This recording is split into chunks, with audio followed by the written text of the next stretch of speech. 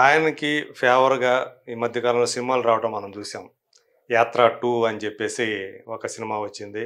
అట్లాగే 'రామ్ గోపాల్ వర్మ' 'వ్యూహం' అనే ఒక సినిమా త్యా తీసుకొచ్చారు.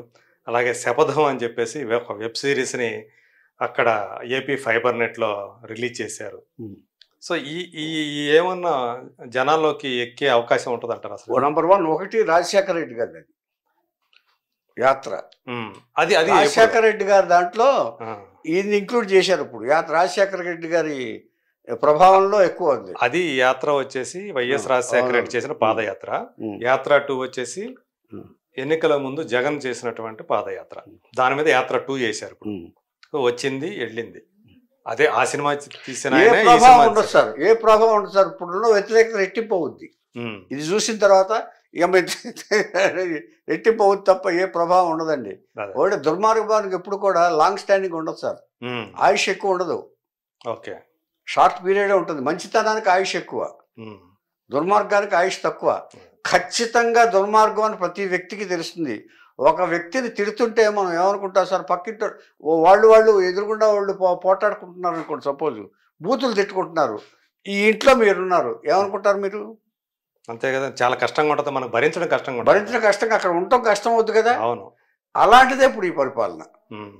అంచేత భరించడం కష్టంగా ఉంది. వ్యక్తులందరూ భరించలేని భాషను ఉపయోగిస్తున్నారు. హ్మ్. భరించలేకుండా ఇప్పుడు ఏ సంబంధం లేని మంచి వాళ్ళని కూడా తిడుతుంటే అంటే ఇప్పుడు రేపు పొద్దున ఓటు రూపంలో తమ నిర్ణయాన్ని జనం చెప్పే అవకాశాలు ఎక్కువగా ఉన్నాయని అనుకుంటున్నారా? జనం మారాలి సార్. జనం చెప్పాలి సార్. హ్మ్. అంటే మ్యాక్సిమం ఒక డబ్బుల మీద ఆశ ఉన్నవాళ్ళు తప్పండి, మిగతా వాళ్ళందరూ కూడా మారారు సార్ కొంత అదే. మానసికంగా. ఎవరో ఇక ఇక లోపల కూర్చొని ఆ డబ్బులు వస్తే తప్ప మేమేం చేయలేమనే కొంత పర్సంటేజీ అటు వెళ్తారు సార్. హ్మ్. అది సందేహం లేదు. అదే. అటు వేస్తారు. వేయరని మాత్రం అనుకోవడానికి లేదు. అదే. ఏచేతంటే డబ్బులు ఇస్తే ఎవరు వస్తుంటారు? అంచేత అది మార్చుకోవాలి. మనం డబ్బులు కాదు కావాల్సింది. హ్మ్. మనం ఏం అడిగితే అది. అసలు ఇళ్ళు కూడా ఆయన కూడా ప్రవేశపెట్టాడు కదా, ఇళ్ళే పేదవాళ్ళకి ఇళ్ళు. హ్మ్. ఆయన కూడా డబ్బులు ఇచ్చారు కదా. చంద్రబాబు నాయుడు గారి కాలంలో 1,80,000 ఇచ్చింది. ఇవాళకి బోర్డులు ఉన్నాయి. అదేలేండి. ఆ ప్రభుత్వం ఇచ్చిన బోర్డులు ఉన్నాయి. ఏమంటే అన్నపూర్ణ ఆడాళ్ళకి సంచులు ఇచ్చాడు. డ్వాక్రా మహిళలకు ఆయన ఇచ్చాడు. పసుపు కుంకుమ పసుపు కుంకుమని పెట్టి ఇచ్చాడు, పసుపు సంచుల్లోనూ. ఉద్యోగాలు లేని వాళ్ళకి డబ్బులు ఇచ్చాడు ఆయన. ఇంకేంటి ఇప్పుడు నేననేది, తనకు ఒక అవకాశం ఇవ్వమని చెప్పేసి ఆయన అడిగినందువల్ల ఇచ్చారని అనుకున్నా. ఒకవేళ చూద్దాం ఏంది కూడా ఎలా చేస్తాడు. అసలు అవకాశం ఇవ్వమనంటే వీళ్ళు ఎలా నమ్ముతారు సార్? అసలు నమ్మింది ప్రజల పొరపాటు సార్. అదే. అంటే ప్రజల పొరపాటు. సినిమాలో క్లైమాక్స్ ఎక్సైట్మెంట్ అయ్యి ఓట్లు వేయటానికి, ఓటు అనేది ఆలోచించి వేయాలి సార్. ఓటు అనేది తపస్సు లాంటిది అసలు. ఇప్పుడు చంద్రబాబు నాయుడు గారికి 70. ఇప్పుడు అందరూ దండం పెట్టుకుంటారు సార్. అందరూ దండం పెట్టుకుంటారు. దేవుడు అందరికి ప్రశిక్ష అవుతాడా? దేవుడు అందరికి మంచి చేస్తాడా? లేదు. అందరూ ప్రవచనాలు చెప్తారు. మరి వీళ్ళ ప్రవచనాలు ఎందుకు అంటున్నారు? అంచేత మనం సెలెక్ట్ చేసుకోవాలి. అదే. ఎవరు సెలెక్ట్ చేసుకోవాలి? కామన్ మ్యాన్ సెలెక్ట్ చేసుకోవాలి. అదే ఈసారి కామన్ మ్యాన్ అత్యాస వల్ల, కామన్ మ్యాన్ ఒక మనో దౌర్బల్యం వల్ల, అంటే దరిద్రమైన అడుక్కు తినే మనస్తత్వం వల్ల, కామన్ మ్యాన్ అడుక్కు తినే మనస్తత్వం వల్ల, ఓటర్ మనస్తత్వం వల్ల వీళ్ళు ఇలాంటి పరిపాలకులు వస్తున్నారు సార్. అదే. సో వాళ్ళు పరిపాలన ఎలా ఉండాలి అంటేనండి, మీకు ఒక పరిపాలకుడు ఎలా ఉండాలనే దానికి చెప్తాను నేను. అంటే గాంధీ గారి గురించి ఒక విషయం చెప్పాలి మీకు. ఆయన ఎన్ని కష్టాలు పడ్డాడో, ఇది చేశారో స్వాతంత్రం కోసం మీకు తెలుసు కదా. దెబ్బలు తిన్నాడు, ఇది చేశారు. ఆయన అదే జనవరి 30వ తారీఖుని బిర్లా మందిర్లో రాములు వారిని ప్రజల కోసం ఇది మనకి అంతా వచ్చింది కదా అని ప్రార్థించడానికి వెళ్తున్నాడు సార్. జనాలు ఎక్కువ మంది వచ్చారు. అందులో గాడ్సే ఉన్నాడని ఒకరికి తెలిసింది. చంపడానికే ఉన్నాడు, గాంధీని చంపబోతున్నారు అని ఒక సిఐడికి తెలిసింది. అప్పట్లో మన ఇండియన్ మెడ్రాస్ సంబంధించిన ఒక సిఐడి ఉన్నాడు, తమిళియన్. వాడికి తెలిసింది. తెలిసి ఇమ్మీడియట్ సర్దార్ పటేల్ ఉన్నాడు అక్కడ. సర్దార్ పటేల్ ఉంటే ఆయనకి చెప్పారు, సార్ ఇది ఇలా జరిగిపోతుంది అని. ఈయనేంటి అంతా బాగుండాలని ప్రార్థన చేయబోతున్నాడు అని. ఎవరి కోసం ప్రార్థన చేస్తున్నాడు గాంధీ గారు?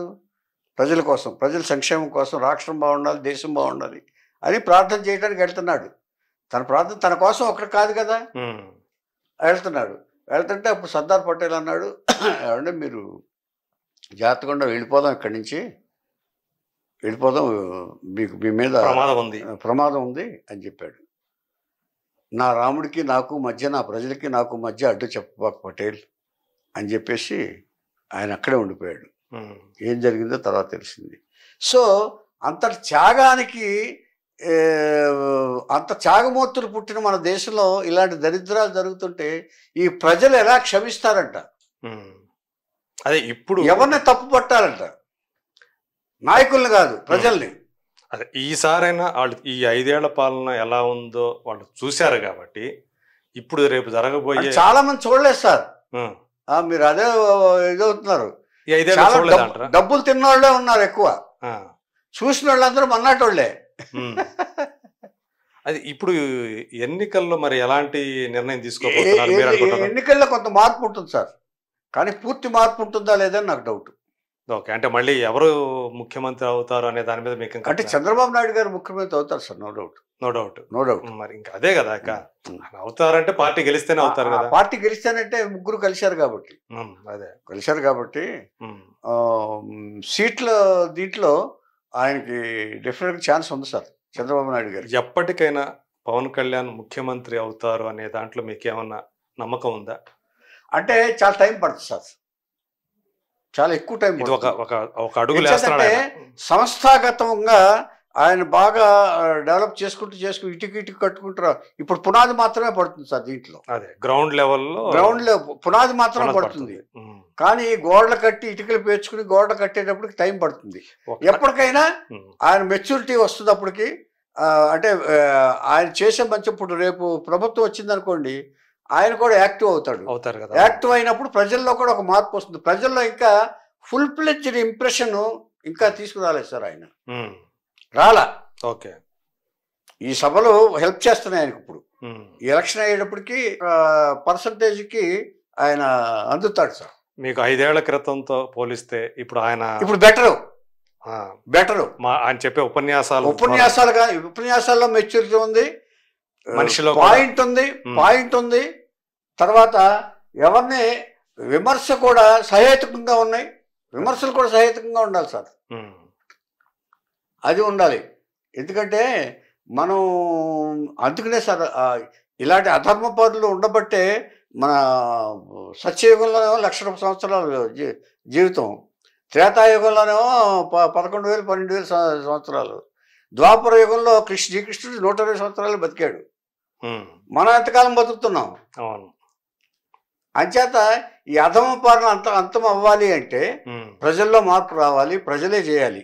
ఎంచేతంటే ఒక్కసారి శ్రీరాముడి కాలాన్ని తీసుకుంటే చాకలోడి మాటకు వాల్యూ ఇచ్చాడు ఆయన. అలాంటి రాజులు ఉన్నప్పుడు ప్రజల మాటకు వాల్యూ ఇచ్చినప్పుడు ప్రజలు ఎవరిని ఎన్నుకోవాలనేది ప్రజలే నిర్ణయించుకోవాలి. అంటే నాలాంటి వాడు, నేను కూడా ప్రజల్లో ఒకడే, కామన్ మ్యాన్నే. అంచేత కామన్ పీపుల్లో మార్పు కనుక వస్తే డెఫినెట్గా మంచి ప్రభుత్వాలు వస్తాయి. మంచి ప్రభుత్వం వస్తే మంచి పరిపాలన వస్తుంది. మంచి పరిపాలన వస్తే ఏమంటే ఏమీ నమ్మకం లేకపోతే 33,000 ఎకరాలు చంద్రబాబు నాయుడు గారికి ఇస్తారా? ఈ తేగలడా చెప్పండి? ఎంత నమ్మకం ఉంటే ఇస్తారు? వాళ్ళని ఎంత ఇంప్రెస్ చేయగలిగితే వాళ్ళు అన్ని ఎకరాలు ఇచ్చారు ఫ్రీగా.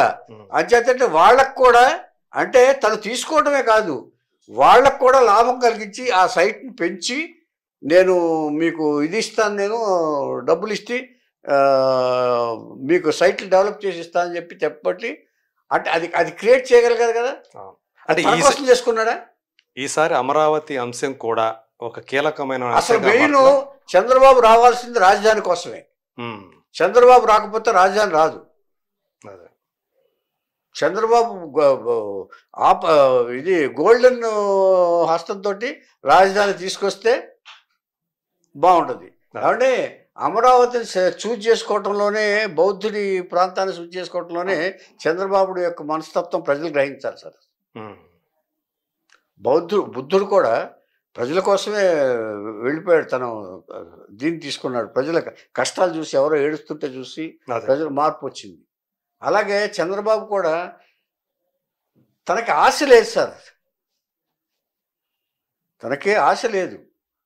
ఆశ ఉన్నవాడు ఎన్ని ఎన్ని వేల కోట్లను ఆశ ఉన్నవాళ్ళే ఇప్పుడు బాగా ఇదవుతున్నారు.